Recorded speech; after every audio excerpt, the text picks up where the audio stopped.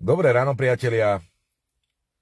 Tak aj keď s problémami, ale sme tu aj dnes, máme nové heslo. Slovensko čarovné, hrdé, mám ťa rád. Psychopati, vagabundi ženú tento štát do vojny.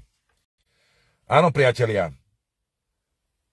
Tí, ktorí sú vo vláde, ktorá nemá dôveru, žiaľ Bohu, nás ženú do vojenského konfliktu, s ktorým Slovenská republika nemala a ani nemá nič spoločné. Bol problém sa dnes znova pripojiť na Facebook, preto vždycky budú ranné videá dve. Jedno bude na TikToku, druhé bude tu na Facebooku dovtedy, kým sa nám to ako si tak podarí.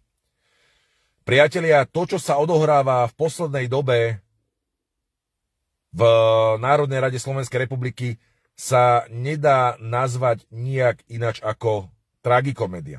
Pardon, slabý výraz. To, čo sa tam deje, je horor. Totižto Jaroslav Naď, minister obrany, nie že v demisii, ktorému vyslovila Národná rada Slovenskej republiky nedôveru, Zuzana Čaputová, Rastislav Káčer.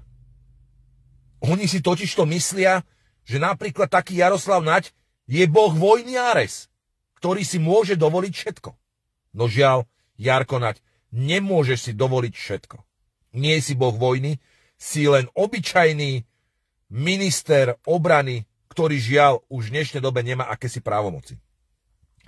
Zas sa jedná o naše stíhačky MiG-29.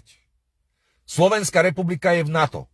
NATO sa rozhodlo, že nepošle bojové lietadlá na Ukrajinu, ale Slovenská republika, ako nazvime to suverénny štát, sa rozhodla, že ich pošle. Čo spraví NATO, keď Ruská federácia nezautočí na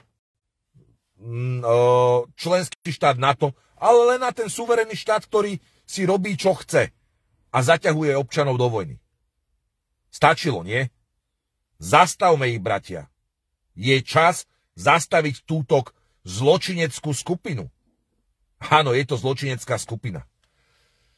Priatelia, Heger sa smeje. Možno tie stíhačky už sú dávno poslané. Len sa tvárime na Slovensku, že ešte ich tu máme. Možno je to presne to isté, čo s S-300-kami. O S-300-kách bolo dávno rozhodnuté, ak Jaroslav Naď klamal Slovákov. My nechceme klamárov vo vláde. My chceme vládu, ktorá bude stať za slovenskými občanmi, nie za žlto-modrými. Slovensko nie je Ukrajina.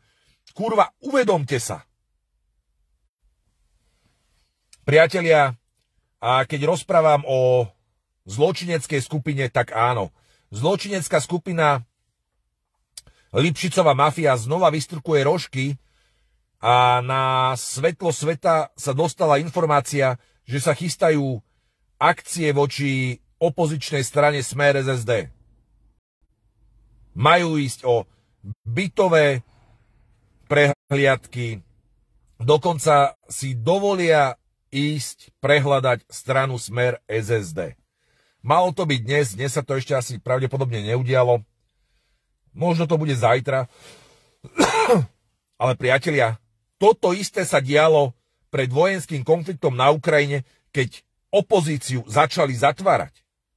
Nepripustíme to. Toto isté sa dialo na Ukrajine. Opozícia bola zatváraná, diskreditovaná, len aby si Volodymyr Zelenský mohol robiť, čo chcel. Stačilo, priatelia. Áno, likvidujú mňa zlikvidovali z Facebooku zo všetkých nikov. 40 000 priateľov jeden, 40 000 priateľov druhý. Ale bojujeme ďalej. Tak pevne verím to, že Slováci sa už konečne postavia na nohy a nedáme si zobrať našu Slovenskú republiku. Je to nehorázne. Dôchodcovia trpia, na nich kašľú.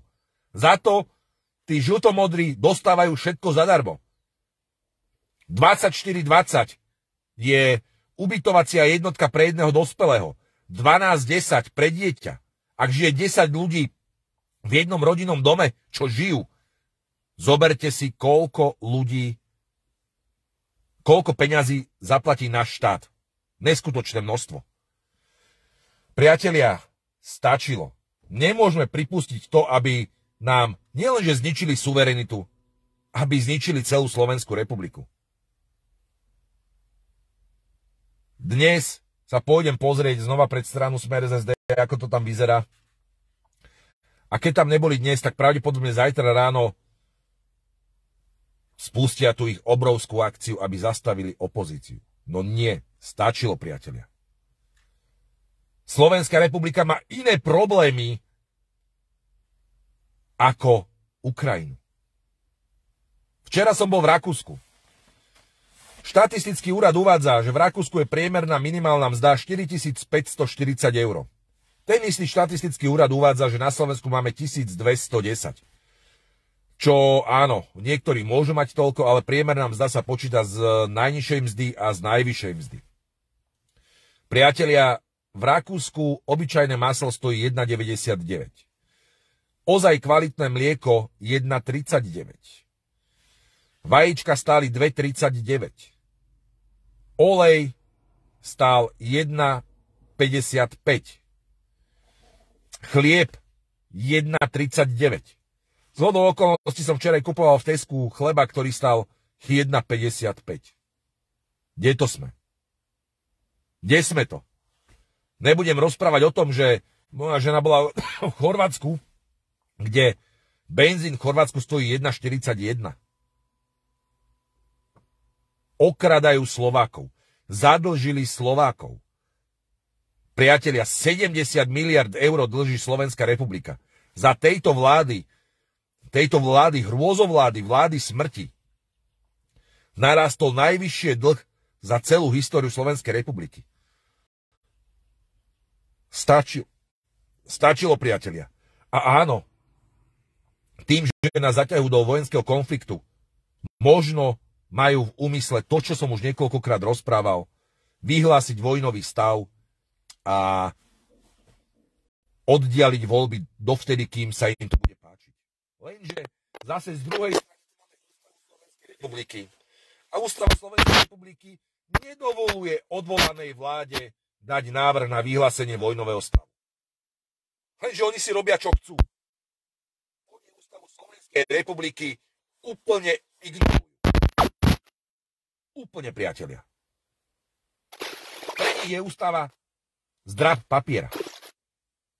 Zastavme ich, bratia. Prajem vám pekný deň a uvidíme, kde budeme vysielať zajtra, pretože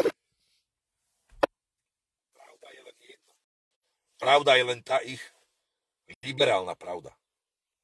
Pekný deň.